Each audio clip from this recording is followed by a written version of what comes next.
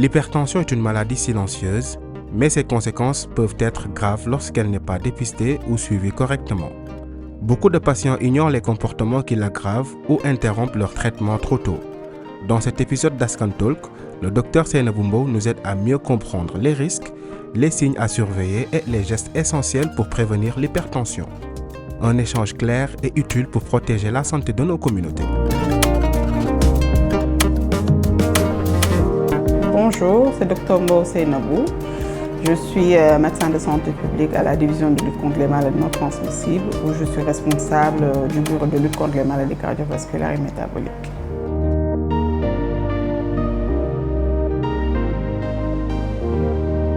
L'hypertension artérielle, on peut la définir comme étant une maladie chronique. Une maladie chronique qui est due à une augmentation de la pression sanguine, la pression du sang qui circule dans les artères. Et c'est ce qui explique donc une élévation de la tension artérielle.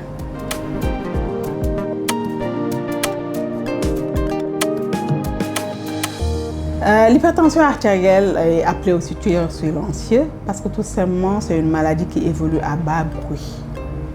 Donc comme le diabète, comme on l'a dit tout à l'heure, c'est une maladie qui détruit en silence, détruit les organes nobles silencieusement. Et le plus souvent, la personne qui est atteinte d'hypertension artérielle n'a pas de signes. On va découvrir une tension artérielle élevée de manière fortuite. C'est une personne qui vient en consultation, par exemple, pour autre chose. Et au moment de prendre la tension artérielle, on remarque qu'elle est élevée. Et là, ou bien la personne va venir à l'hôpital au stade de complication. Dans ces cas-là, souvent l'hypertension artérielle s'est installée bien avant et là va entraîner des complications et voilà, c'est ce qu'on retrouve le plus souvent.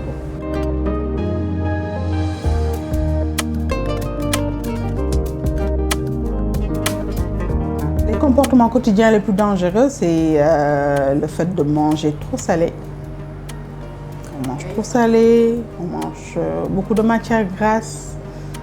Donc on a l'habitude, on mange notre ceebu-jën qui est très très salé. On démarre d'abord avec le petit déjeuner, on se fait une petite omelette avec sel, épices, ou bien on prend du pain, on met de la sauce de la veille qu'on avait préparée pour le dîner.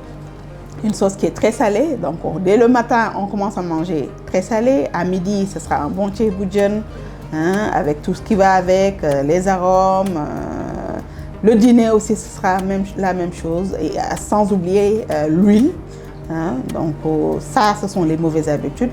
On mange salé, on mange très très gras, mais à côté de ça, on ne bouge pas. On ne bouge pas, donc ce sont ces habitudes-là qui vont vraiment favoriser la survenue de l'hypertension artérielle.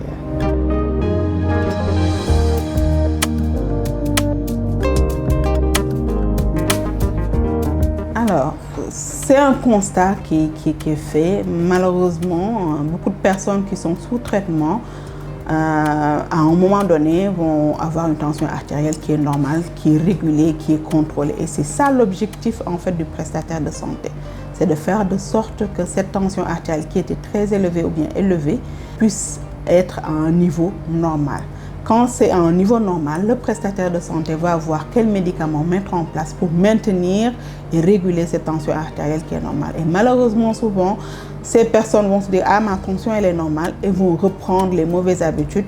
Et là, on a malheureusement des effets rebonds, la tension artérielle qui va encore augmenter avec des risques de complications. Et les complications vont toucher les organes nobles comme le cœur, pour entraîner une insuffisance cardiaque ou bien une crise cardiaque, vont toucher le cerveau pour entraîner un accident vasculaire cérébral, toucher les reins pour entraîner une insuffisance rénale, toucher les yeux et entraîner une perte de la vue. Donc pour vous dire le risque qu'on encourt quand on arrête son traitement, donc c'est beaucoup plus élevé. Donc quand on a un traitement qui marche bien, la tension artérielle est normale et il faut toujours continuer son traitement sous l'avis bien sûr du médecin traitant ou bien du professionnel de santé qui prend en charge.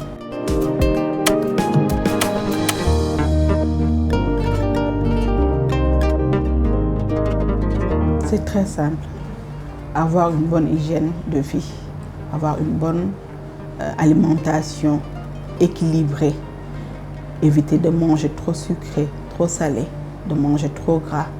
Bouger régulièrement. Il faut bouger en fonction de ses capacités, voir ce dont son corps est capable de supporter. Dormir suffisamment. Gérer le stress, parce que le stress aussi, c'est un facteur de risque par rapport à l'hypertension artérielle. Et puis, aller aussi régulièrement au niveau des structures sanitaires, se faire prendre la tension artérielle pour vérifier si on a une tension qui est normale ou bien si elle est élevée. Donc, ces actions-là conjuguées vont vraiment permettre d'éviter la survenue de l'hypertension artérielle.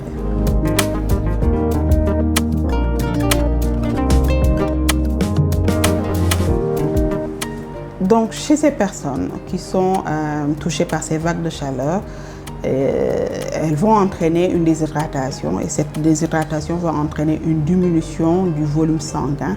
Et quand il y a une diminution du volume sanguin, on a une tension artérielle qui est instable. Ce qui fait le plus souvent que les personnes qui sont hypertendues durant ces périodes de vagues de chaleur peuvent se retrouver souvent avec une tension qui baisse ou bien une tension qui est très très élevée et ceci peut engendrer souvent des complications. Ce qui fait qu'on les incite souvent, surtout ces personnes âgées, durant ces périodes de vagues de chaleur, de bien respecter leur traitement, mais aussi de boire suffisamment d'eau pour éviter vraiment une décompensation de leur hypertension artérielle.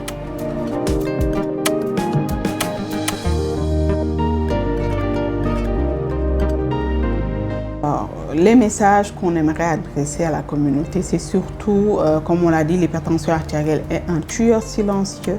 Donc il ne faut pas attendre qu'on ait la maladie pour aller se faire soigner. Mais comme on l'a dit tout à l'heure, il faut aller se faire dépister régulièrement et précocement. Donc aller régulièrement vers les structures sanitaires pour aller prendre sa tension artérielle et connaître son statut tensionnel, mais aussi avoir un mode de vie sain. Un mode de vie sain, donc manger de manière vraiment très très saine, éviter tout ce qui est les alimentations trop sucrées, trop salées, trop riches en matières grasses, bouger régulièrement, dormir suffisamment, essayer de gérer aussi le stress parce qu'actuellement on est né à une ère où on est exposé au stress, donc voir comment on gère son stress. Et pour les personnes hypertendues, c'est vraiment de continuer à respecter le suivi de leur traitement auprès des professionnels de santé.